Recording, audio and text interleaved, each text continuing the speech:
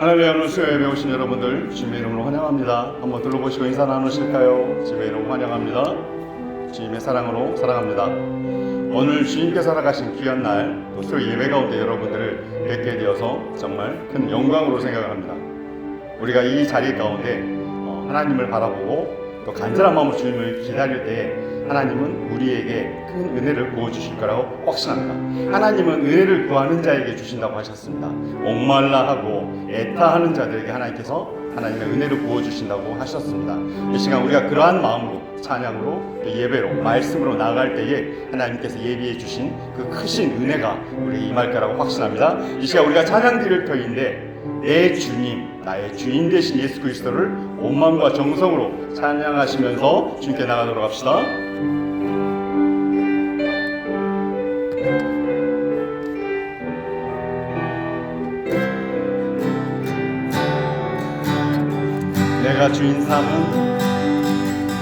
내가 주인 삼은 모든 것 내려놓고 내 주 대신 주 앞에 나가 내가 사랑했던 모든 것 내려놓고 오직 주님만 사랑해. 다시 한번 내가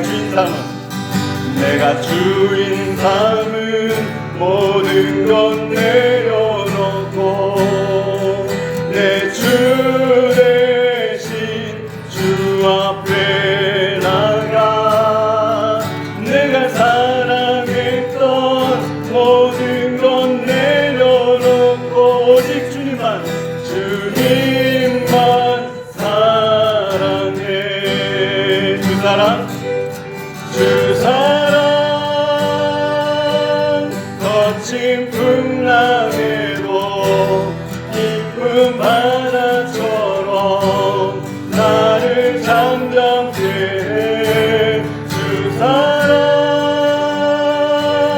내 영혼의 반석 그 사랑 위에 서리. 다시 한번 내가 주인 삼은 모든 것 내가 주인 삼은 모든 것 내려놓고 내 주 대신 주 앞에 나가 내가 사랑했던 모든 것 내려놓고 주님만 사랑해. 주 사랑 거친 풍랑에도 주 사랑 거친 풍랑에도 깊은 바다처럼 나를 잠잠케 해. 주 사랑 내 영혼의 반석 그 사랑 위에 서리. 주 사랑 거친 풍랑에도 주 사랑 거친 풍랑에도 깊은 바다처럼 나를 잠잠케 해. 주 사랑 내 영혼의 반석 그 사랑 위에 서리. 그 사랑 위에 서리. 그 사랑 위에 서리. 그 사랑 위에 서리다. 그 사랑 위에 서리. 아멘.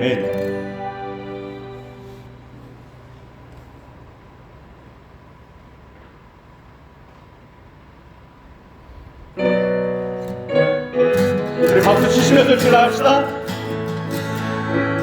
나의 반석이신 하나님 행하신 모든 것 완전하시네. 나의 생명 되신 하나님 내게 행하신 일 찬양합니다. 신실하신 하나님 신실한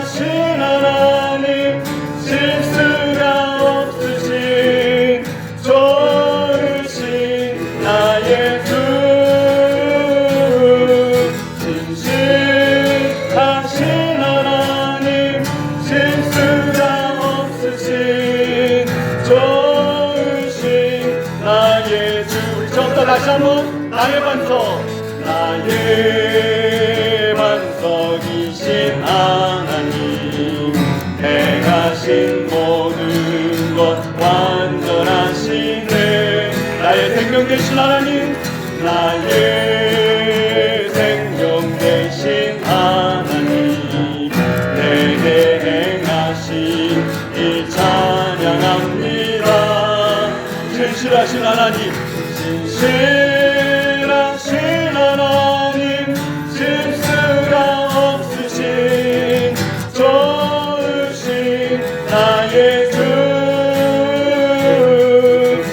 진실하신 하나님, 실수가 없으신 좋으신, 우리 다시 한번 진실하신 하나님, 진실하신 하나님, 실수가 없으신 좋으신 나의 주, 진실하신 하나님, 실수가 없으신 좋으신 나의 주. 아멘. 할렐루야. 우리 하나님께 영광의 박수 올립시다. 지금 함께하여 주시고 지금 기뻐하여 주시옵소서.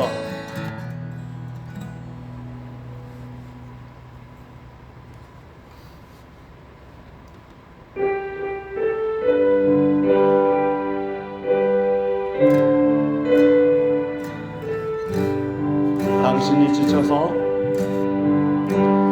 당신이 지쳐서 기도할 수 없고 눈물이 인물처럼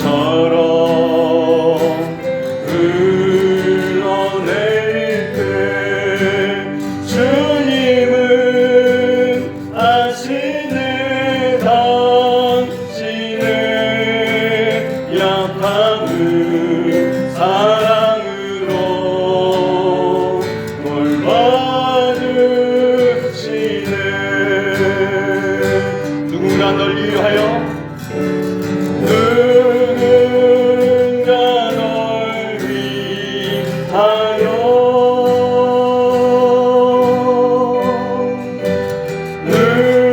누군가 기도하네.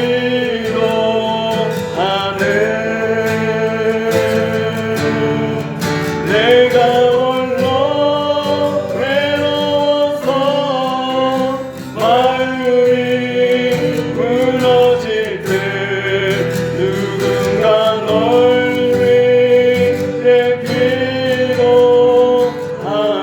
당신이 외로이,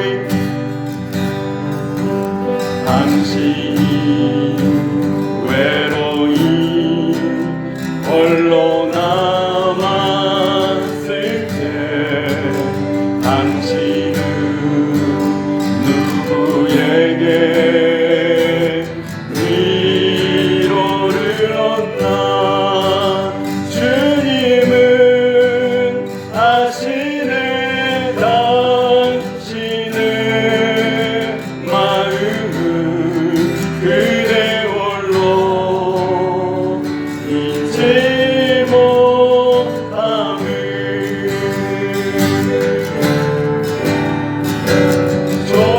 조용히 그대 위해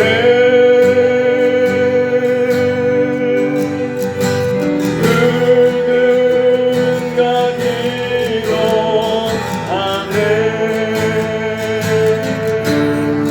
내가 홀로 외로워서 마음이 무너질 때 누군가 널 위해 기도하네.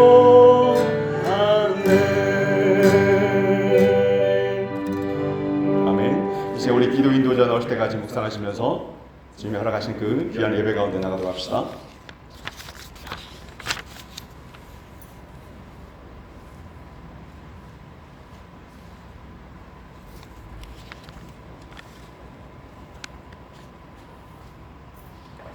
여호와는 나의 피난처요 나의 요새요 내가 의뢰하는 하나님이라.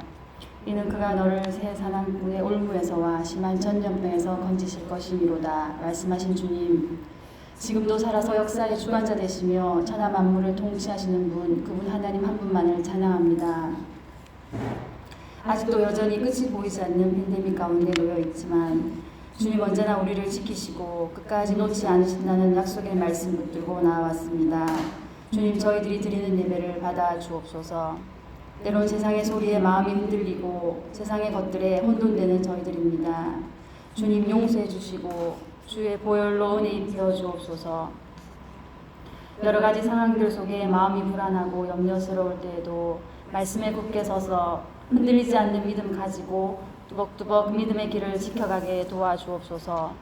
눈앞에 보이는 작은 것에 연연하기보다 더 큰 하나님의 계획하심을 보게 하시고 늘 우리보다 앞서 일하고 계시는 성령님 바라보며 날마다 새 힘 얻게 하옵소서.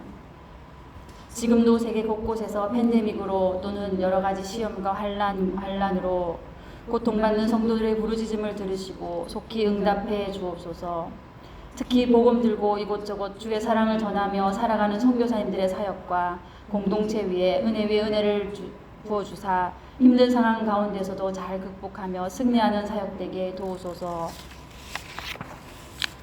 특별히 조국 대한민국을 불쌍히 여기사 긍휼을 베푸시어 모든 것이 제자리를 찾고 다시 복음 앞에 바로 서서 올바른 나라를 세워가게 도와주옵소서. 주님, 늘 항상 교회와 성도들을 위해 힘쓰고 애쓰시는 담임 목사님을 위해 기도합니다. 항상 영육이 강건케 하시고 하시는 사역 위에 주의 은혜가 풍성케 하셔서 늘 기쁨으로 잘 감당하시는 목사님 되게 도우소서. 또한 한국에서 치료 중이신 장기수 사모님을 붙들어 주옵소서. 날마다 독수리가 날개치며 올라감같이 새 힘을 부어주시고 지치지 않게 하시며 하루속히 건강을 되찾아 함께 사역할 수 있도록 은혜 위에 은혜를 더하여 주옵소서. 주님, 오늘 말씀을 선포할 윤호두 목사님에게 함께 하시어 들려지는 말씀을 통해 치유와 회복, 기쁨과 감사, 은혜가 풍성한 시간이 되도록 성령 하나님 도우소서. 늘 예배를 돕는 손길이 지치지 않도록 지켜주시고 하루속히 이 팬데믹 기간이 끝나고 한국과 세부에 있는 모든 성도들이 한자리에서 예배하며 은혜를 나눌 수 있기를 간절히 소망해 봅니다. 늘 우리는 다 알 수는 없지만 주님의 크신 계획과 섭리 안에 모든 것이 있음을 믿고 굳건히 믿음을 지키며 살도록 우리 모두에게 은혜를 부어 주옵소서. 지금도 살아서 역사하시는 주 예수 그리스도의 이름으로 기도드립니다. 아멘.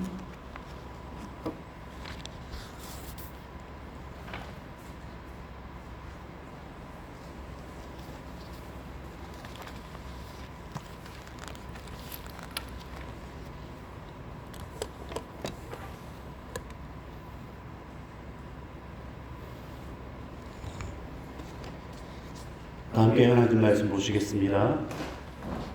하나님의 말씀은 출애굽기 25장 8절부터 9절까지입니다. 출애굽기 25장 8절로 9절 말씀입니다. 함께 합독하도록 하겠습니다. 내가 그들 중에 거할 성소를 그들이 날 위하여 짓되 물은 내가 내게 보이는 모양대로 장막을 짓고 기구들도 그 모양을 따라 지을지니라. 아멘. 소위에 오신 여러분들을 환영합니다. 우리 옆에 분들하고 한번 인사했으면 좋겠습니다. 잘 오셨습니다. 예, 오늘 말씀은 출애굽기 25장 말씀인데 여호와 하나님께서 모세를 불러서 시내산에서 독대하시는 장면이 나옵니다.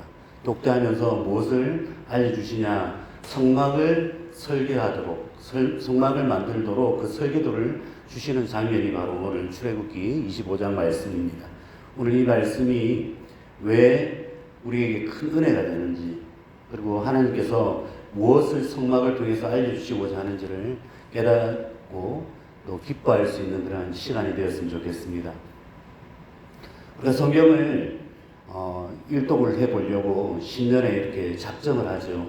올해는 꼭 내가 성경을 일독하겠다, 기도를 얼마큼 하겠다, 여러 가지 계획을 세우죠. 근데 성경을 읽다 보면은 꼭 한번 걸리는 부분이 있습니다. 그 성경이 바로 레위기죠.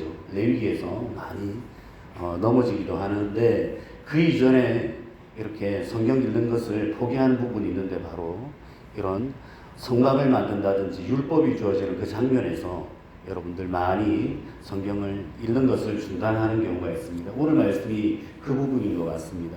하지만 이 성막 제작 부분이 얼마나 중요한 것인지 여러분이 아신다면 이곳에 담겨 있는 하나님의 사랑과 긍휼, 그리고 또 하나님께서 이것을 통하여서 예수님을 어떻게 우리에게 알려주시는지를 배울 수 있는 귀한 시간이 되실 줄로 믿습니다. 이 성막 제작 부분이 얼마나 중요하냐면 성경 전체에서 총 50장 정도가 나옵니다. 출애굽기에 13장, 레위기에서 18장, 그리고 민수기 13장, 신명기 2장, 그리고 저기 신약성경 히브리서에서 4장 정도 이렇게 해서 총 50장이라고 하는 부분이 이 성막과 관련되어서 나와 있다는 것이죠. 그만큼 이 성막은 중요한 것입니다. 성경 전체가 예수님 한 분을 집중 조명하고 있다는 것은 여러분이 잘 알고 계실 것입니다. 성경은 하나님께서 어떻게 인류를 창조하셨고 어떻게 구원하시는지에 대한 그러한 역사의 한 드라마와도 같은데 그 주인공이 누구냐? 바로 예수님이시지요. 그 예수님에 대한 이야기가 쭉 펼쳐지는데 그 예수님을 신약 성경에서는 우리가 만날 수가 있지만 구약 성도들은 어떻게 만났냐? 바로 이 성막을 통하여서 만났다고 하는 것입니다. 하나님께서 이 땅 가운데 현존하시고 하나님께서 우리에게 나타나신 그 모습, 그것이 바로 성막이라고 하는 것입니다. 이스라엘 백성이 출애굽을 한 후에 하나님께 율법을 받고 그리고 율법대로 살아가면 좋을 터인데 그렇지 못하니까 그 간악하고 사악한 마음을 하나님께서 보시고 실제로 예수님을 보여주시는데 그리고 하나님께 나타나시는데 그곳이 어디냐? 바로 성막이라는 것이지요. 구약 성경에 보면 예수님이 나타나지 않은 것이 아닙니다. 구약 성경이 여러 가지 사건들을 통하여서 그리고 또 여러 가지 예표들을 통하여서 예수님을 보여주고 있는데 그 대표적인 예표가 바로 성막이라고 하는 것입니다. 하나님께서 왜 이렇게도 성막에 대해서 많이 가르치실까요? 이 성막은 우리 인생 전체에 있어서 가장 중요한 부분이라고 하는 것입니다. 왜냐하면 이 성막을 통하여서 우리가 하나님을 만날 수 있기 때문이죠. 구약 성경에서 구약 성도가 이 성막과 성전 제사를 통하여서 하나님을 만난 것처럼 우리 신약 성도들은 바로 그 성막 되시고 영원한 지성소가 되시고 영원한 대제사장이 되시며 희생제물이 되신 그 주님 예수 그리스도를 통하여서 우리가 만날 수 있기 때문에 오늘 이 말씀을 통하여서 어떻게 예수님께서 성막 가운데 거하시고 또 어떻게 나타나셨는지 왜 이 성막이 예수님의 예표가 되는지를 배우는 시간이 되도록 했으면 좋겠습니다. 오늘 설교는 설교라기보다는 약간 강의식이라고 이렇게 생각하시면 좋겠습니다. 근데 오늘 강의를 잘 배우고 나면 여러분들에게 큰 유익이 있을 줄로 생각합니다. 예수님을 바로 알면 인생의 모든 해답과 그리고 비밀이 나오게 되죠. 예수님을 바로 알면 하나님이 누구신지를 알 수가 있고 만날 수가 있다고 하는 것입니다. 예수님을 믿으면 구원받는다는 사실은 누구나 알고 있습니다. 그런데 예수님을 믿는다고 하면서 무엇을 믿는지 혹은 어떻게 그분을 알 수 있는지 그분을 믿는다는 것이 무엇인지를 명확하게 모르는 사람들이 굉장히 많다고 하는 것입니다. 사도 바울은 골로새서 2장 3절에서 이렇게 말씀합니다. 예수 안에 지혜와 지식의 모든 보화가 감추어져 있다 이렇게 이야기합니다. 우리 예수님 안에 이 세상의 모든 지혜와 지식 그 보화가 감추어져 있다라고 골로새 성도들에게 말하고 있는 것입니다. 그렇다고 한다면 이 보화를 발견한 사람이 과연 몇이나 될까요? 목사님 저도 사실은 굉장히 부끄럽습니다. 예수님을 내가 얼마나 알고 있는가. 오늘 새벽에 목사님께서 이 설교 말씀 가운데 우리가 하나님을 조금 알지만 그럼에도 불구하고 그 하나님을 아버지다 이렇게 부른다고 이렇게 말씀을 하셨습니다. 우리가 예수님에 대해서 다 알 수 없지만 우리가 그분이 전지전능한 삼위일체 하나님이시고, 그리고 또 그분을 통하여서 우리가 구속함을 받았고, 그분이 우리의 삶을 위하여서 지금도 중보하고 계시는 분이시란 걸 안다면 우리가 그분을 아버지라고 부를 수 있겠죠. 마찬가지입니다. 여러분이 평생에 있어서 이 예수님을 다 알 수는 없겠지만 조금씩 알아가는 그러한 삶의 자세가 되어야 할 것입니다. 이런 의미에서 오늘 배우는 성막은 굉장히 중요하다고 할 것입니다. 성막을 통해서 예수 그리스도를 만나고 하나님을 아는 지혜와 지식이 풍성해질 수 있는 이 시간이 되었으면 합니다. 이 성막은 한마디로 구약 백성들을 향한 예수님을 모형화한 것입니다. 성막에 나타나고 있는 여러 가지 명칭들이 있지요. 여러분들도 많이 들어보셨을 겁니다. 먼저 성막을 성소라고 부른다고 합니다. 출애굽기 25장 8절 말씀, 오늘 본문이죠. 내가 그들 중에 거할 성소를 그들이 나를 위하여 짓되, 내가 그들 중에 거할 성소라고 이렇게 말씀을 합니다. 성막은 성소입니다. 성소가 무엇입니까? 바로 거룩한 장소란 뜻이죠. 왜요? 하나님께서 그곳에 임재하시기 때문입니다. 이 땅에 거룩한 곳이 있습니까? 없습니까? 이 땅에는 거룩한 곳이라는 것은 없습니다. 죄로 인하여서 타락하였기 때문에 이 땅은 그 인간의 죄로 말미암아서 이제 부패되고 썩어서 언젠가는 사라지게 될 땅입니다. 인간이 하나님을 떠나서 완전히 하나님과 단절된 이 세상, 하나님께서 범죄한 아담과 하와를 에덴 동산에서 내쫓으신 후에 두루도는 화영금과 그리고 그룹들로 하여금 그 에덴을 지키게 하셨죠. 그리고 인간은 에덴에서 쫓겨나게 됩니다. 그렇기 때문에 우리가 하나님께 나아갈 방법은 없게 된 것입니다. 우리가 하나님과 단절된 채 마귀와 그 가인의 후손들의 그 인본주의, 그러한 문화를 점점 세우게 되었죠. 그것을 성경에서는 바벨탑이라고 이야기합니다. 지금도 그 바벨탑은 계속해서 지어지고 있죠. 하나님을 믿지 않는 자들은 그들의 문화와 사상을 끊임없이 이렇게 전파하고 있고 세워나가고 있다고 하는 것입니다. 현실을 한번 보십시오. 지금 우리나라뿐만 아니라 전 세계가 동성애를 옹호합니다. 이제 그 동성애가 점점 국가를 집어삼키고 있는데, 예전엔 부끄러웠던 것도 지금은 당연시 하는 게 너무나도 많습니다. 또 그것뿐입니까? 여러 가지 정치적인 부분에서도 보면 그런 부분이 많죠. 도저히 이해가 되지 않는 후보가 인기를 얻고 있습니다.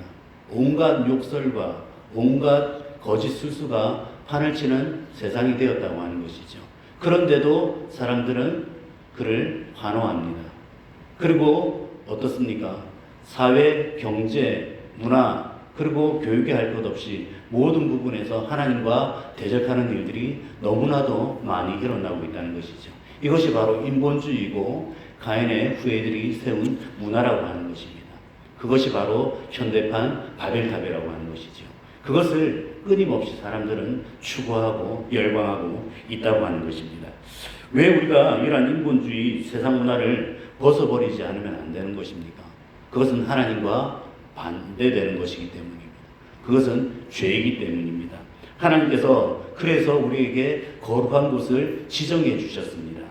죄인들 가운데 특별히 하나님 당신께서 하나님의 자녀들을 선택하시고 하나님의 백성들을 선택하시고 그들로 하여금 거룩한 곳에 거하게 해주신 장소, 그곳이 바로 성소요 성막이라고 하는 것입니다. 출애굽기 25장 22절입니다. 거기서 내가 너와 만나고 속죄소 윗 곧 증거궤 위에 있는 두 그룹 사이에서 내가 이스라엘 자손을 위하여 내게 명령한 모든 일을 내게 이루겠다, 이렇게 말씀하고 있습니다. 어디에서 만나시겠다고 말씀하십니까? 거기서 내가 만나겠다. 바로 성소지요. 지성소에서 내가 너를 만나겠다고 하는 것입니다. 그래서 성막을 하나님께서 우리 가운데 거하시는 성막이 바로 성소라고 하는 것입니다. 거룩한 곳이라고 하는 것이죠. 두 번째는 장막입니다. 장막은 영어로 하면 텐트입니다. 텐트. 출애굽기 25장 9절입니다. 물은 내가 내게 보이는 모양대로 장막을 짓되 기구들도 그 모양을 따라 지을지니라.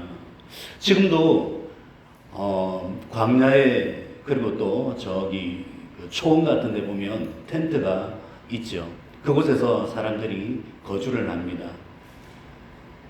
광야에서 그대로 살 수가 없기 때문에 그들은 텐트를 임시로 쳐서 그곳에서 머물면서 거주를 하게 되는데 이스라엘 백성들도 마찬가지였습니다. 가나안 땅을 들어가기 전까지는 한 곳에 머물러 있어야 했습니다. 그곳이 어디였습니까? 장막이라고 하는 것이죠. 텐트였다는 것이죠. 그런데 그 장막 가운데서도 특별히 하나님께서 장소를 지정하시고 그곳에 세우신 장막 하나가 있는데 하나님과 인간이 만나는 그 장막, 그것이 바로 성막이었던 것입니다. 하나님께서 원래 계신 곳은 어디입니까? 저 하늘나라이지요. 거룩한 곳입니다. 죄인된 우리가 만날 수 없는 그러한 장소입니다. 그 하나님께서 그 하늘의 보좌에서 내려와서 인간과 거하시겠다고 한 그 장소가 바로 장막이라고 하는 것입니다. 하나님께서 친히 죄인들을 만나기 위해서 우리 가운데 내려온 것이죠. 그리고 죄인들 가운데 사신 것을 하나님께서 기뻐하셨다 이렇게 말씀하고 있습니다. 이게 얼마나 감격스러운 일입니까? 죽을 수밖에 없던 죄인이 하나님과 함께 거할 수 있는 그 텐트, 그곳이 바로 장막, 그것이 바로 성막이라고 하는 것이죠. 그 영광스러운 하나님께서 보잘것없는 벌레와도 같은 죽을 수밖에 없는 이 인생을 구원하시고 우리 가운데 나와 함께 하시겠답니다. 얼마나 감격스럽습니까? 세 번째는 회막입니다. 회막은 함께 모이는 장소죠. 회자가 바로 모일 회자입니다. 함께 모이는 장막이라는 뜻입니다. 출애굽기 29장 42절 말씀입니다. 이런 너희가 대대로 여호와 회막문에서 늘 드릴 번제라. 내가 거기서 너희와 만나고 내게 말하겠다 이렇게 말씀합니다. 회는 모일 회. 하나님과 그의 백성이 함께 모여서 교제를 나누는 곳, 함께 떡을 먹고 함께 대화를 나누고 그곳에서 함께 기쁨의 제사를 드리는 곳, 그곳이 바로 회막이라고 하는 것이죠. 네 번째는 증거막입니다. 증거막이 무엇입니까? 증거라고 하는 것은 하나님께서 이스라엘 백성들에게 주신 그 십계명, 모세에게 주신 그 십계명이 쓰여 있는 그 돌판이 증거판입니다. 그 증거판이 들어있는 그 언약궤, 그 언약궤 법궤라고 하죠. 그 언약궤가 있는 장소가 어디였습니까? 예, 바로 성소 중에서도 지성소, 그 지성소 안에 그 언약궤가 보관되어 있습니다. 그래서 그 증거궤, 즉 증거판이 들어있는 그 증거궤, 언약궤가 있는 장소란 뜻이죠. 그래서 증거막이라고 이야기합니다. 무엇을 말씀하십니까? 하나님께서 이곳에서 여러분들에게 말씀하겠다는 것입니다. 이스라엘 백성에게 말씀하시겠다는 것입니다. 성막에서 가장 중요한 곳이지요. 왜냐하면 하나님께서 실제로 임하시는 자리가 어디였습니까? 바로 그 언약궤였습니다. 그 언약궤의 뚜껑이 바로 시은좌라고 하죠. 시은소라고도 하고요. 베풀시, 은혜은 자리의자해서 시은좌라고 이야기합니다. 거기서 하나님께서 하나님 당신을 계시하시고 친히 명령하시고 말씀하시기 때문에 이 장소가 가장 고귀한 장소라고 하는 것입니다. 그래서 바로 이 성막은 예수님의 모형이라고 하는 것입니다. 하나님 앞에 희생 제사를 드리지 않고는 결코 나아갈 수 없는 1년에 단 한 번 7월 10일 대제사장만이 한 번 들어갈 수 있는 그 지성소, 그것을 단번에 찢으시고 그곳을 찢으시고 누구나 들어갈 수 있게 해주신 분이 바로 예수님이라고 하는 것입니다. 하나님의 몸과 인간의 몸이 합쳐져서 이 땅 가운데에 우리 가운데 볼 수 있도록 하신 분이 예수님이십니다. 그래서 이 성막을 통해 예수님을 볼 수 있다고 하는 것입니다. 예수님께서 이 땅에 왜 오셨습니까? 오신 이유가 무엇입니까? 하나님과 여러분들을 그리고 나를 우리 모두를 화목시키기 위하여서 오셨다고 하는 것입니다. 십자가에서 대속하신 그 은혜의 의미를 성막의 모든 것들을 통해서 아주 명확하게 말씀해주고 있다고 하는 것입니다. 예수님은 하늘의 영원한 무엇입니까? 성전이십니다. 우리의 대제사장이실 뿐만 아니라 성전이십니다. 하나님은 예수님을 통해서 우리들을 만나 주신다는 것이죠. 죄인들이 하나님과 완전히 단절되었기 때문에 죄인들이 하나님께 나아갈 수 있는 방법이 있습니까? 없습니까? 없습니다. 도저히 이제 죄인들은 하나님께 나아갈 수 있는 방법이 없다는 것이죠. 죄인들은 하나님을 찾습니까? 찾지 않습니까? 찾지도 않습니다.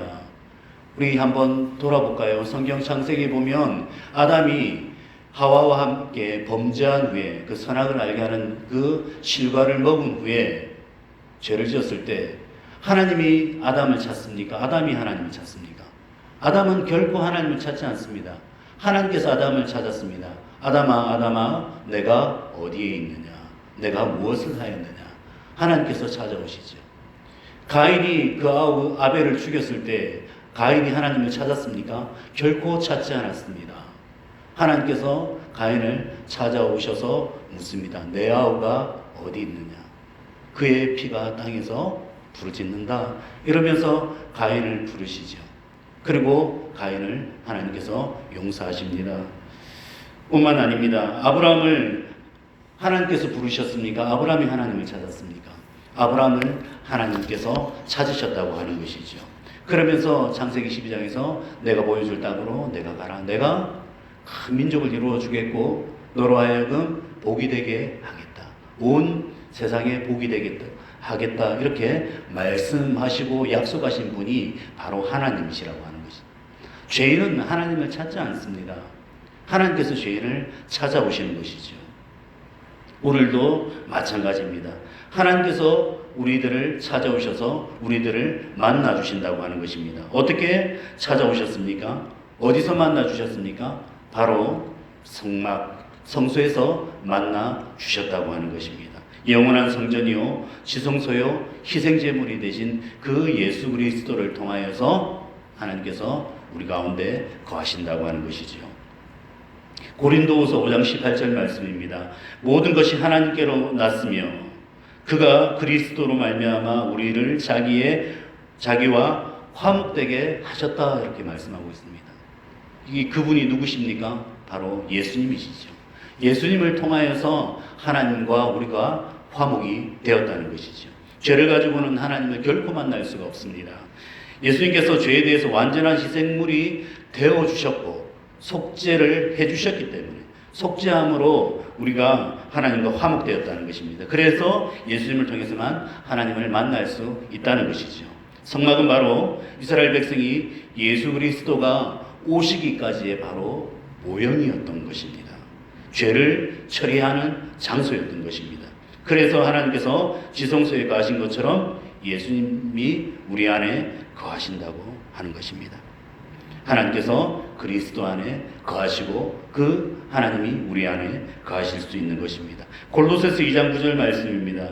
그 안에는 신성의 모든 충만이 육체로 거하시고 그 안에는 신성의 모든 충만이 육체로 거하시고 무슨 말씀입니까? 하나님의 모든 성품이 그분 예수 그리스도에게 거하신다. 육체 가운데 거하셨다는 것입니다. 예수님의 육체 안에 하나님의 충만한 그 신성이 함께 거하셨다는 것이죠. 그분은 인간의 육체를 입으셨지만 온전한 하나님이셨습니다. 하나님의 신성으로 충만한 분이셨습니다. 죄를 알지도 못한 분이셨습니다. 그분이 거룩한 성전이셨던 것입니다. 그분 안에 하나님께서 사셨던 것입니다. 그래서 우리가 예수님을 100% 하나님, 100% 인간이라고 이야기를 하죠. 이단들 가운데 어떻게 하나님이 그리스도 안에 오실 수가 있는가? 인간의 육체에 오실 수가 있는가? 그래서 인간들 중에서 가장 위대한 분일 뿐이다. 이렇게 이야기하는 사람이 있고요. 또는 그리스도는 하나님이 아니다. 신성이 그 안에 거할 수가 없다. 이렇게 이야기하는 사람들도 있다는 것이죠. 하지만 성경은 분명히 말씀하십니다. 그분 안에 신성의 모든 충만이 육체로 거하셨다, 이렇게 이야기하십니다. 마찬가지입니다. 우리도 우리 안에 예수님께서 거하심으로 우리가 하나님 안에 거할 수가 있다고 하는 것입니다. 그리고 거기서 하나님을 만날 수가 있습니다. 그리스도 안에 우리가 들어가야 합니다. 그리스도께서 내 안에, 그리스도께서 내 안에 오시고 내가 그리스도 안에 함께 거하는 삶을 산다고 한다면 우리는 하나님을 만날 수가 있다고 하는 것입니다. 이걸 깨달으면 그 어떤 문제도 아무것도 아닐 수가 있습니다. 우리가 진짜로 예수님을 만난다면, 예수님이 어떤 분이신지 안다면 세상의 그 모든 문제는 아무것도 아니죠. 지금 이 팬데믹 가운데 이러한 일들, 벌어지는 모든 상황들, 이것은 하나님의 작전 가운데 하나라고 하는 것입니다. 요동하지 않을 수가 있습니다. 우리가 진정으로 예수님이 내 안에 거하시고 내가 예수님 안에 거한다면 우리가 그 하나님의 작정을 볼 수 있기 때문이라는 것이죠. 그리고 그 예수님과 더불어서 우리는 넉넉히 이 세상을 이겼다는 것을 알고 있기 때문입니다. 아무리 사탄이 속이고 이 세상이 혼란스러울지라도 우리 가운데 저 천국에 소망이 있다는 것이죠. 영원토록 그분과 사는 것을 믿기 때문에 그 어떤 것도 장애가 될 수 없다고 하는 것입니다. 그래서 예수님을 믿는다고 하지만 온전히 믿지 못하는 사람들, 이런 사람들 때문에 우리가 이 복음이 전해져야 한다는 것입니다. 예수님 안에 거하는 것을 모르는 그 사람들이 너무나도 많다는 것입니다. 그래서 이 복음이 비밀이 되는 것입니다. 예수님을 안다는 것이 비밀이 되는 것이죠. 순례길이 무엇입니까? 바로 이 비밀을 풀어가는 과정입니다. 예수님을 믿는다는 것이 얼마나 영광스러운 일인지 아십니까? 예수님을 믿는다는 것이 쉽습니까? 그저 죽어가는 사람에게 예수 믿어라, 그러면 구원받는다. 예, 예수님 믿습니다. 그것은 예수님을 믿는 것이 아니죠. 그렇게 하고 나서 이 사람 천국 갔습니다. 알 수가 없죠. 어떻게 그걸 알 수가 있겠습니까? 그건 우리의 위로일 뿐이죠. 예수님을 평생 알아가는 것이 결코 쉽지가 않습니다. 이 순례길을 걷는다는 것이 결코 쉽지 않습니다. 목사인 저도 쉽지 않습니다. 평생을 신앙생활을 했다 하지만 예수님이 안 믿어지는 그러한 권사님도 있다고 합니다. 그러한 목사님도 있다고 합니다. 그러한 장로님도 있고요. 예수님을 안다는 것은 결코 쉬운 것이 아닙니다. 하나님이 내 안에, 내가 하나님 안에, 그렇게 우리가 화목이 되고 죄에서 멀어지게 되고 그렇게 성령님을 통해서 회복되는 것이 누구를 통해서입니까? 바로 예수님을 믿는 그곳을 통하여서 된다고 하는 것입니다. 우리 예수님 잘 믿었으면 좋겠습니다. 성막의 모든 과정을 통해서 그리스도 안에 거하는 법을 배울 수가 있다는 것이죠. 하나님은 그리고 그리스도 안에서 자신을 계시한다는 것입니다. 나타내신다고 하는 것입니다. 요한복음 1장 18절입니다. 본래 하나님을 본 사람이 없으되 아버지 품속에 있는 독생하신 하나님이 나타내셨느니라. 말씀을 잘 보십시오. 본래 하나님을 본 사람이 없습니다. 근데 아버지 품속에 있는 그 독생하신 하나님, 독생자 예수 그리스도를 이야기하는 것이죠. 품속에 있는 누구라고 이야기하십니까? 예수님을 하나님이라고 분명히 가르치고 계십니다. 독생하신 하나님이 나타내셨다. 그 예수님을 통해서 우리가 하나님을 만날 수 있다는 것이죠. 독생하신 그리스도가 아니라 독생하신 하나님이라고 분명히 명시하고 있다고 하는 것이죠. 요한복음 1장 14절 잘 아시는 말씀이죠. 말씀이 육신이 되어 우리 가운데 거하심에 우리가 그의 영광을 보니 아버지의 독생자의 영광이요 은혜와 진리가 충만하더라. 아무도 하나님을 본 사람은 없습니다. 하지만 그 하나님을 눈으로 보았으니 그가 바로 예수 그리스도이십니다. 그리고 그 예수님이 이제는 어떻게 나타나셨습니까? 성령 하나님으로 나타나신다는 것이죠. 그리고 어떻게 나타나십니까? 우리 가운데 말씀으로 나타나신다고, 말씀이 육신이 되어 우리 가운데 거하신다고 하는 것입니다.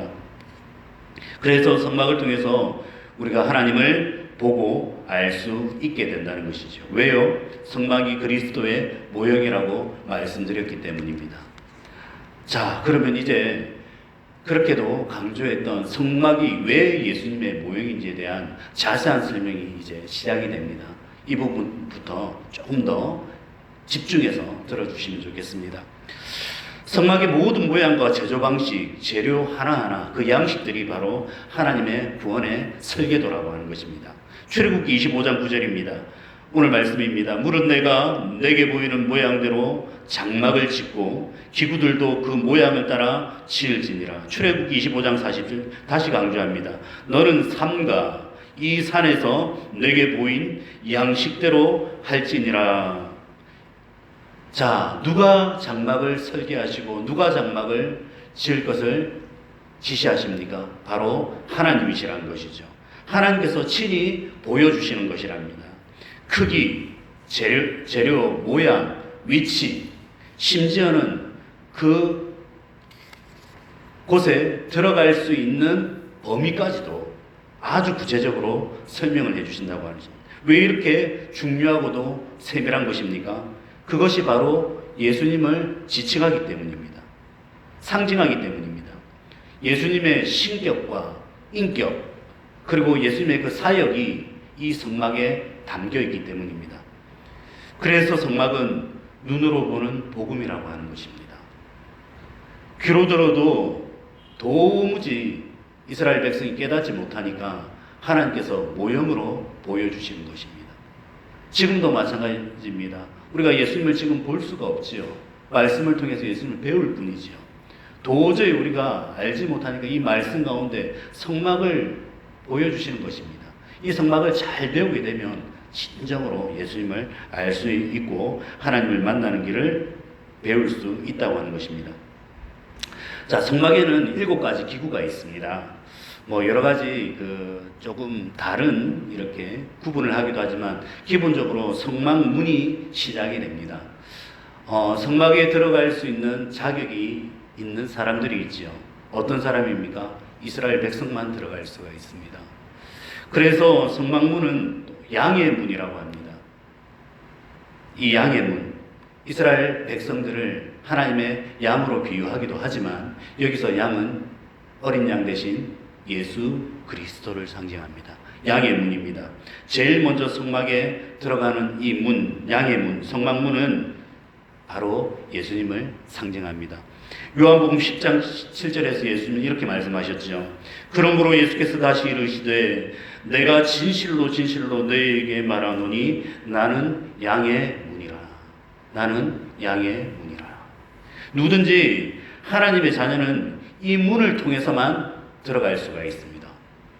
예수 그리스도를 통하지 않고서는 안 된다는 뜻입니다. 예수님 외에는 하나님을 만나러 들어갈 수 있는 길은 없다고 하는 것입니다. 두 번째, 번제단이 있습니다. 이것은 예수님의 십자가의 죽음을 의미합니다. 번제단에서 죄인이 그 짐승에게 안수를 하죠. 안수를 한 후에 죄인이 그 제단뿔을 나중에 잡게 됩니다. 이 안수를 한다는 의미가 무엇입니까? 나의 죄가 이 짐승에게 전가되는 걸 의미하죠. 그리고 짐승을 죽이게 됩니다. 나 대신 죽음을 당하는 것이 되겠죠. 그리고 제단뿔을 잡게 됩니다. 거기서 짐승은 죽고 죄인의 죄가 속해지는 것이 바로 번제단이라고 하는 것입니다. 나 대신, 우리 대신 죽으신 예수님을 상징하는 것입니다. 세 번째는 물두멍입니다. 바다라고 하는 물두멍입니다.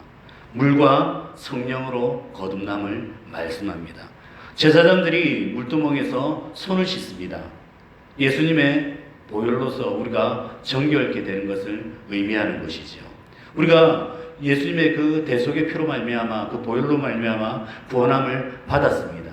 하지만 여기에 대해서 물과 성령으로 거듭나야 됨을 의미합니다. 그리고 네 번째는 진설병입니다. 떡상이죠. 바로 이것은 생명의 떡이신 예수님을 말씀합니다. 성소로 들어가면 오른쪽 편에 진설병상이 있습니다. 이 진설병상이 어떻게 구성되어 있습니까? 떡 12 덩어리가 있는데 6개씩 이렇게 2개로 이렇게 나누어져 있습니다. 이 떡은 생명의 떡이신 예수님을 상징하는 것이죠. 그리고 왼쪽 편에 보면 무엇이 있습니까? 등대가 있습니다. 혹은 촛대라고 하죠. 이것은 세상을 향한 빛을 이야기합니다. 성소한 왼쪽에는 등대가 있는데 7등대가 있습니다. 완전수지요. 완전하신 성령, 그 세상의 빛 대신 예수님을 의미한다고 하는 것입니다. 그리고 향단이 있습니다. 계시록에 보면 성도의 기도를 향으로 표현합니다. 이것은 바로 중보기도를 의미합니다. 지금도 살아계셔서 하나님 우편에서 우리들을 위하여서 끊임없이 중보하시는 그 예수님을 상징하는 것이 바로 이 향단이라고 하는 것입니다. 24시간 이 향단불은 끄지지 않습니다. 지금도 예수님은 끊임없이 우리들을 위하여서 기도하고 있다는 것이죠. 특별히 이 향단에 쓰이는 기름은 엑스트라 버전이라고 하죠. 올리브유. 엑스트라 버전이 어떻게 만들어지는지 아십니까? 우리가 마트에 가서 이 올리브유를 사지 않습니까? 사는데 진짜 터키나 이 중동 지방에 가면 엑스트라 버전을 만드는 이런 방식이 있다 합니다. 저도 이제 터키에 가서 직접 보지는 못했지만 이제 듣게 되었는데 올리브를 따게 되면 거기에다가 크랙을 그냥 탁 치면 크랙이 생긴답니다. 금이 생기면 그 사이로 천천히 한 방울씩 톡톡 떨어진답니다. 그 순수한 기름, 그게 엑스트라 버전이라고 하는 것이죠. 그걸 가지고 오로지 이 향단에 불을 태울 수 있는 그 등유로 쓰고요. 그리고 제사장들에게 바르는 기름을 쓸 수 있다고 하는 거예요. 그 순수한 그 기름, 그 기름에 붙인 불과 같이 그 순수하시고 완전하신 그 예수님의 그 중보의 기도, 그것이 바로 향단을 의미한다고 하는 것입니다. 마지막 7번째입니다. 증거궤입니다. 아까 증거궤에 대해서 제가 서두에 말씀드렸죠. 그 두 돌판, 십계명이 적혔던 그 두 증거판이 들어가 있는 그 증거궤, 언약궤, 법궤, 이것이 바로 증거궤인데, 이 증거궤는 영광의 임재, 왕적인 그 권위의 말씀을 상징하고 있습니다. 여기에 바로 하나님이 임재하시는 곳이죠. 모든 것이 다 성소에 있는 모든 것이 중요하지만 이곳이 가장 거룩한 곳입니다. 왜요? 하나님께서 이곳에서 머무시고 하나님께서 이곳에서 말씀하시고 은혜를 베푸시겠다고 약속하셨기 때문입니다. 예수님의 피가 뿌려지고 거기에서 하나님께서 죄인을 만나주시는 그 장소, 그것이 바로 시은좌, 바로 언약궤 위, 법궤 위라고 하는 것입니다. 성막기구의 이제 배치도입니다. 우리가 생각을 해보면 이 성막기구를 자세히 한번 살펴보면 회막문을 들어갈 때에 제일 앞에 나오는 게 무엇이라고 했습니까? 제일 앞에 번제단이 있었습니다. 그리고 바다, 바로 물두멍이 있었죠. 그리고 어디로 나아갑니까? 일직선으로 쭉 나아가면 그 앞에 향단이 있죠. 그리고 지성소 안에 언약궤까지 일직선으로 쫙 이어집니다. 그리고 오른편에 무엇이 있습니까? 예, 떡상이 있었죠. 그리고 왼편에 무엇이 있었습니까? 예, 촛대, 바로 금촛대가 있었습니다. 자, 모양이 무슨 모양입니까? 십자가입니다. 이 성막에 들어있는 이 기구의 배치도까지도 그 십자가를 상징하고 예수님을 상징함을 우리가 알 수가 있다고 하는 것입니다. 성막 전체가 십자가를 상징합니다. 그래서 성막의 모든 양식은 하나님의 구원 설계도라고 하는 것입니다. 그리고 이 성막은 오직 한 곳뿐이라는 것을 잊지 마시기 바랍니다. 신명기 12장 11절입니다. 너희는 너희 하나님 여호와께서 자기 이름을 두시려고 택하실 그곳으로 내가 명령하는 것을 모두 가지고 갈지니, 여호와 하나님께서 당신의 이름을 두시기 위하여서 택하실 그곳이 어디입니까? 바로 성막이셨다는 것입니다. 13절입니다. 너는 삼가 너에게 보이는 아무 곳에서나 번제를 드리지 말라고 되어 있습니다. 아무 곳이 아닙니다. 어디에서만? 예, 바로 성막 안에서만 번제를 드릴 수 있었던 것입니다. 14절입니다. 오직 너희의 한 지파 중에 여호와께서 택하실 그곳에서, 그곳이 어디입니까? 바로 성막, 그곳이라고 하는 것입니다. 번제를 드리고 또 내가 내게 명령한 모든 것을 거기서 행할지니라. 하나님께서 정하신 한 지파, 아론의 후손, 그 제사장들이 오로지 나아간다는 것입니다. 현재도 마찬가지입니다. 누가 하나님께 나아갈 수 있습니까? 하나님께서 택하신 그 백성, 하나님의 거룩함을 입은 그 하나님의 자녀들만이 하나님 앞에 나아갈 수 있다고 하는 것입니다. 그렇기 때문에 여러분과 제가 얼마나 영광스러운 자리에 서 있느냐 하는 것입니다. 하나님으로부터 인치심을 받고 죄가 용서받은 우리가 하나님께 나아갈 수 있다는 것입니다. 이 예배는 아무나 드릴 수 있는 것이 아닙니다. 여러분, 예배를 헛되게 생각하지 마십시오. 너무나도 영광스러운 것입니다. 누가 이 예배를 드릴 수 있습니까? 하나님의 자녀만 드릴 수 있다는 것이죠. 그래서 예배가 그만큼 소중하고 귀한 것이라고 합니다. 세상 사람들은 비웃고 세상 사람들은 욕을 할지 모르겠지만 이 예배라고 하는 것은 너무나도 특권입니다. 귀한 것이라고 하는 것이죠. 이 사실을 꼭 기억하시기 바랍니다. 성막은 또 한 곳입니다. 오직 그곳에서만 짐승을 잡아 번제를 드릴 수가 있었습니다. 왜 이스라엘 백성이 바벨론의 포로가 되고 아수르에게 멸망하신지 아십니까? 바로 하나님께서 정하신 그곳에서 예배를 드리지 않았고, 하나님께서 원하시는 예배를 드리지 않았고, 또 하나님 아닌 것들을 섬겼기 때문입니다. 하나님은 예루살렘에 거룩한 성소를 세우시고 그곳에서, 그 성전에서 예배드리기를 원하셨습니다. 그런데 북이스라엘 10지파가 어떻게 합니까? 예루살렘에 갈 수가 없으니까 단과 어디? 베델입니까? 이 두 곳에다가 뭘 세웁니까? 제단을 세우죠. 그곳에서 예배를 드리고 점점 예배가 형식화되어 가고 우상을 섬기게 되고 외부에 들어온 문화를 섬기게 되고 그러한 종교를 믿다 보니 결국에는 멸망하였던 것이죠.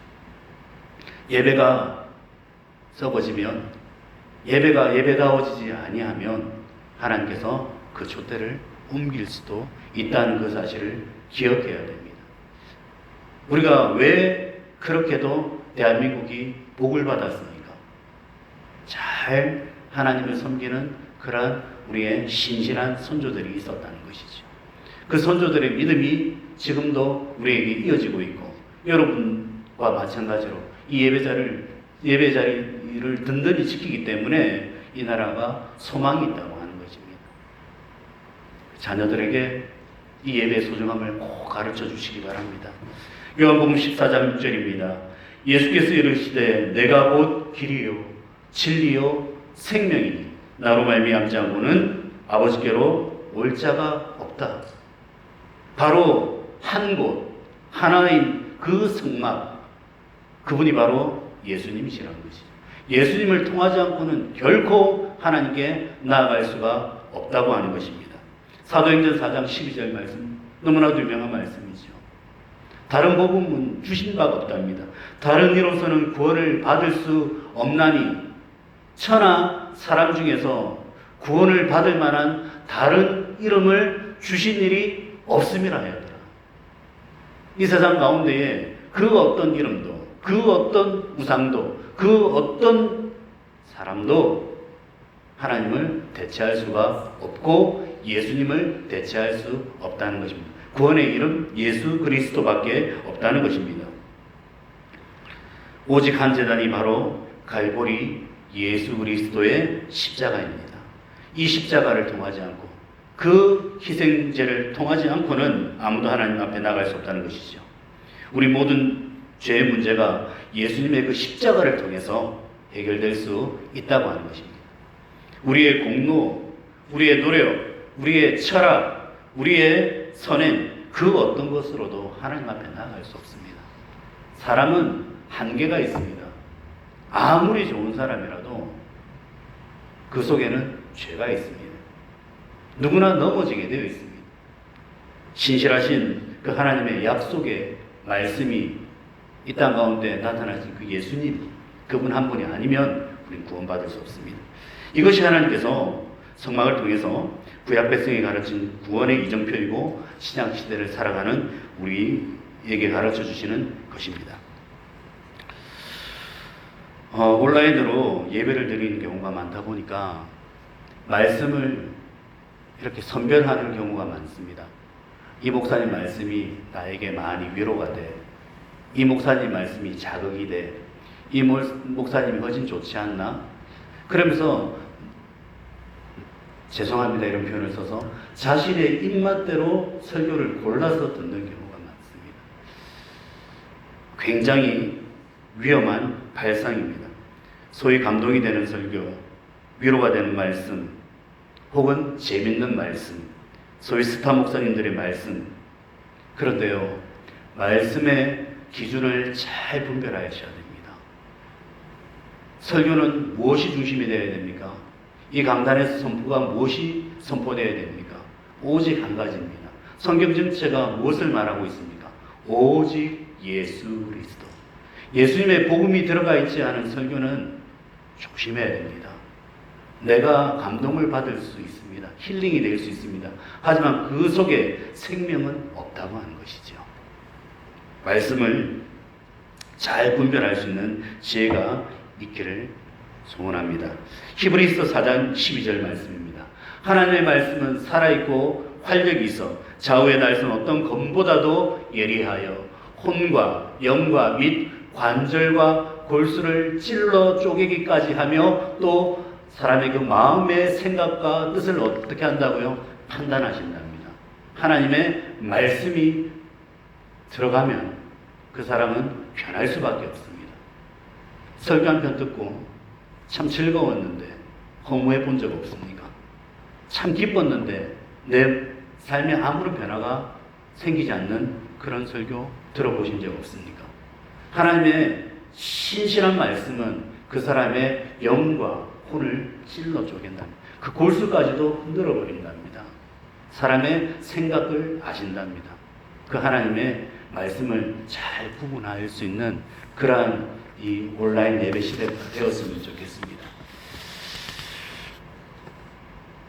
이제 다 끝나갑니다. 조금만 참으시면 되겠습니다.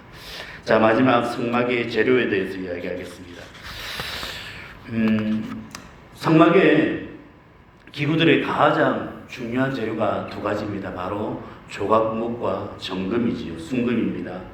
특별히 널판과 기둥 그리고 증거괴, 언약궤죠. 등은 속은 무엇으로 만듭니까? 이 시띠나무, 이 아카시아과에 속하는 이 시띠나무인 이 조각목으로 만듭니다. 그리고 그 겉은 무엇으로 쌉니까? 정금으로 싸죠. 이게 뭘 의미할까요? 이 시띠나무는 광야나 사막 같은 곳에서만 자랄 수 있는 나무입니다. 한번 생각해 보십시오. 물이 귀한 곳입니다. 얼마나 살기 위해서 이 나무가 용을 쓰겠습니까?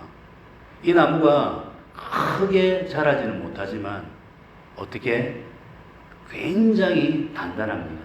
그리고 그 잎사귀가 마치 가시처럼 바뀝니다. 물의 증발을 막기 위하여서. 그렇게 오랜 세월 동안 만들어진 나무가 바로 시낀나무입니다. 모양은 어떻겠습니까? 볼품이 없겠죠. 말라 보이겠죠. 비틀어져 보이겠죠. 무엇을 상징합니까? 바로 예수님을 상징한다고 하는 것입니다. 이사야서 53장 2절 말씀입니다.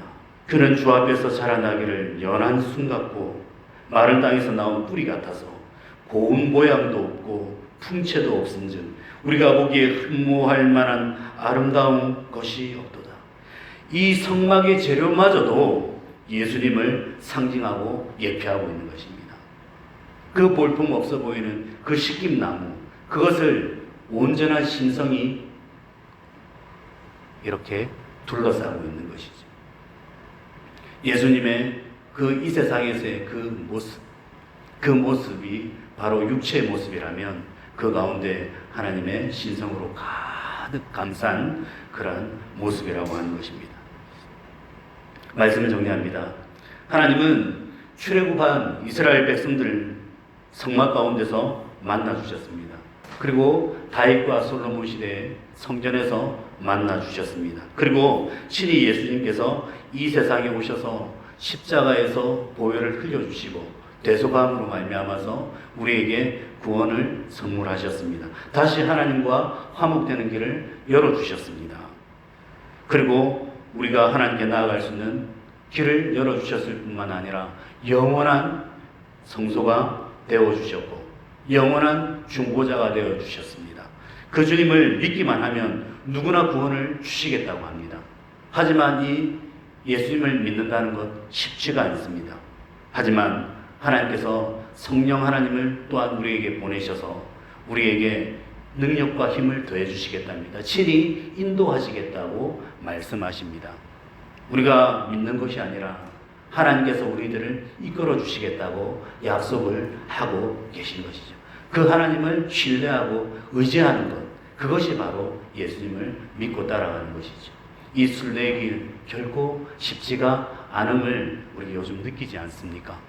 이 팬데믹 가운데서도 끊임없이 광야의 그 시띠나무처럼 점점 강해지고 믿음의 뿌리를 깊이 박아서 하나님께 귀하게 쓰임받는 우리 귀한 성도님들 되시기를 주님의 이름으로 축원합니다.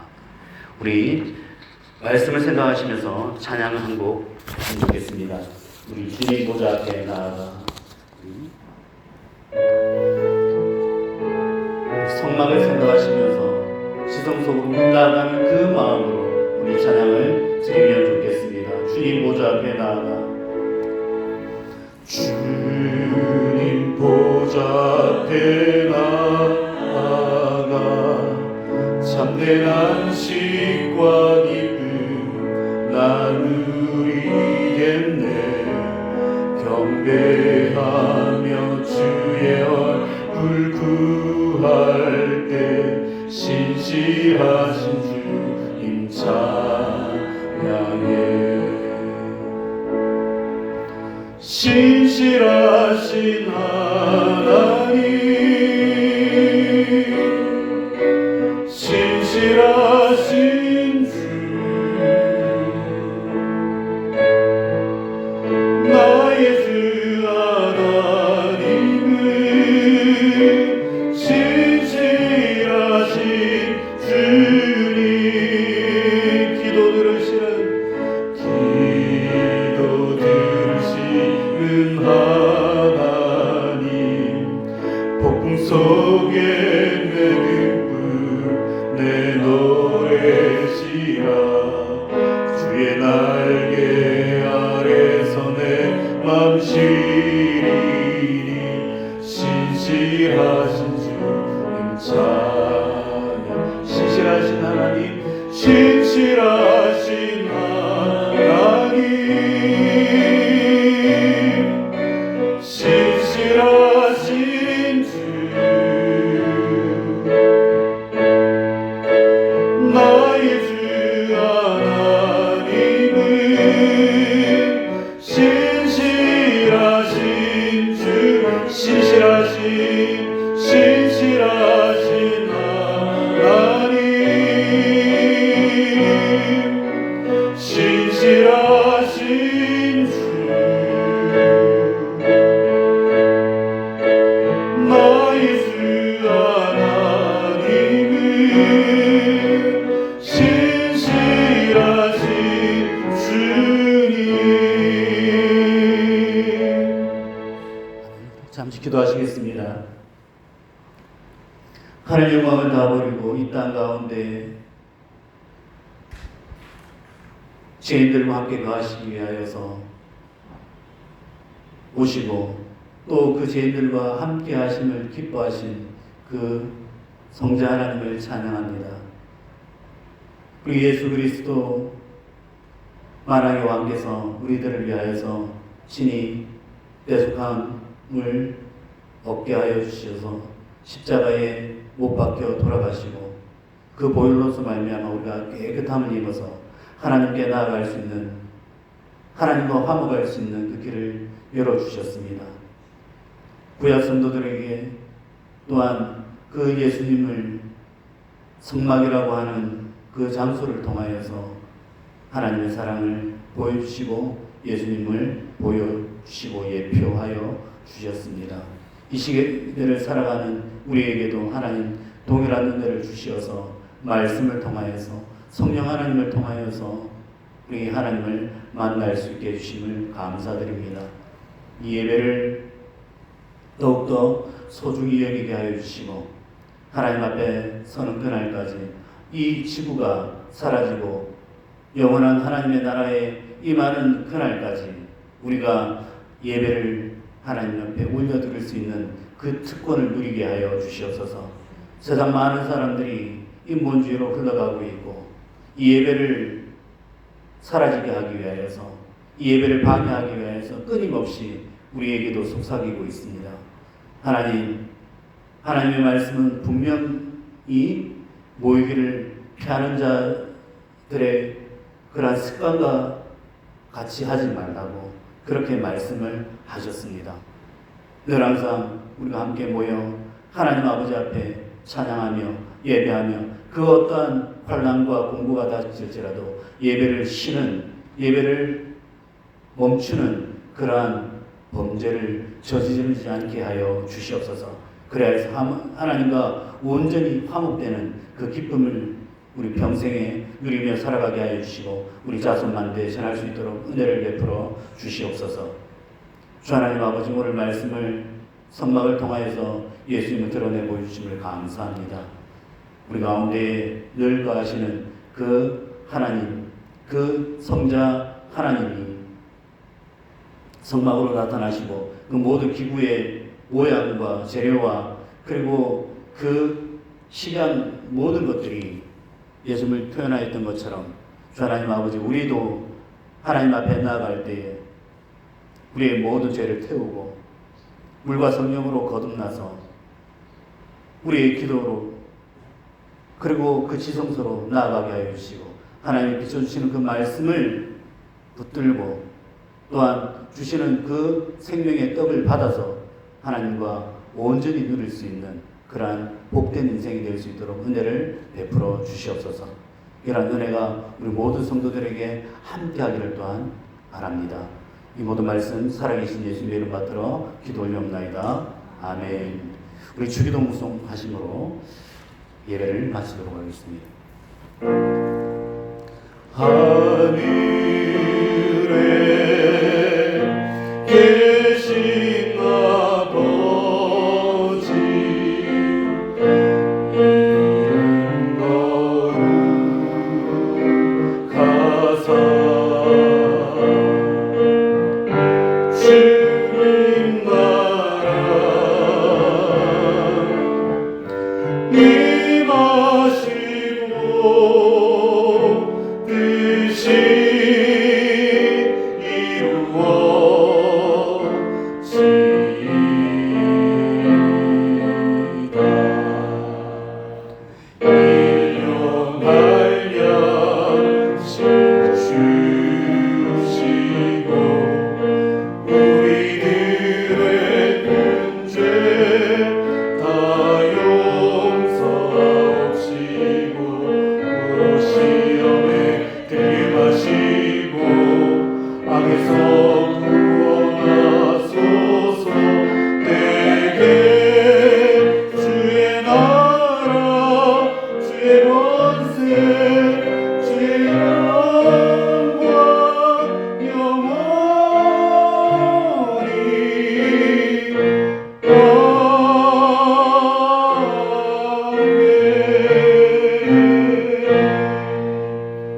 하나님께 영광의 박수로 올려드리겠습니다.